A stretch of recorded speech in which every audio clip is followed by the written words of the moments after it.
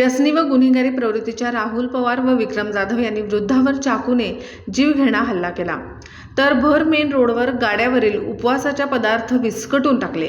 500 रुपयासाठी चाकूचा धाक। दोघेही संशयित नशेत। यांच्यासह अन्य नशा करणाऱ्यांची दहशत विटा पोलिसांनी मोडून काढा। सामान्य व्यावसायिकांना या फाळकूट दादांचा त्रास। या नशेबाज टोळीने विट्यातील गांधी चौक, विटा बसस्थानक, बोळ, विटा भाजी मंडईच्या पाठीमागे पडक्या जागेत तर कराड रोड वैकुंठ स्मशानभूमीसमोर सर्रास टोळके थांबलेले असते। नशेत हे टोळके कधी कोणावर प्राणघात हल्ला करतील हे सांगता येणार नाही। विटा शहरात यांच्याकडून कोणतीही मोठी दुर्घटना होऊ नये तोवर यांना कायद्याच्या माध्यमातून यांच्यावर कडक कारवाई अशी नागरिकांची मागणी। विटा शहरात फाळकूट दादांचा उच्छाद वाढला आहेच, पण याच आता कोणत्याही पद्धतीची नशा करणाऱ्यांची संख्याही मोठी वाढली आहे। हे टवाळखोर फाळकूट दादा व नशेखोर सामान्यातील सामान्य गरीब जे रस्त्यावर आपलं पोट भरण्यासाठी कोणता तरी व्यवसाय करतो, अशा व्यवसाय करणाऱ्या हातगाडी चालक मालक यांना हे भाई टार्गेट करतात, चाकू नाचवत दहशत निर्माण करतात। बेकायदेशीर हत्यारे यांच्याजवळ येतात तरी कुठून?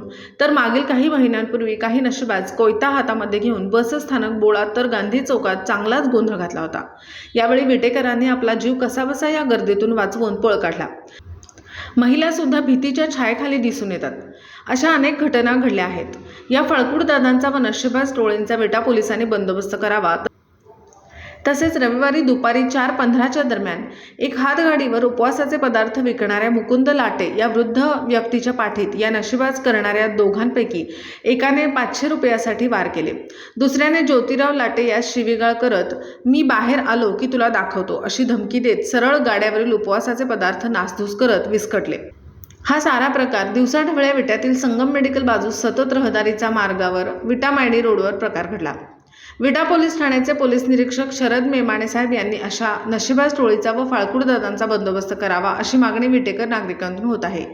शिवाय हे नशेबाज पदार्थ विट्यात मिळतात कुठे याचाही शोध घ्यावा अशीही मागणी होत आहे। रविवारी घडलेल्या या घटनेची दखल घेत विटा पोलिसांनी नशेत हा सर्व प्रकार करणाऱ्या विट्यातील राहुल पवार व विक्रम जाधव या विटा पोलिसांनी दोघांना अटक केली आहे। त्यांच्यावर विटा पोलीस ठाण्यात गुन्हा दाखल करण्यात आला आहे। यांच्यासह विटा शहरात अनेक नशेखोर टोळीवर विटा पोलीस काय कारवाई करतात याकडे विटेकर नागरिकांनी लक्ष वेधले आहे। विटा प्रतिनिधी शिराज भैया शिकलगार।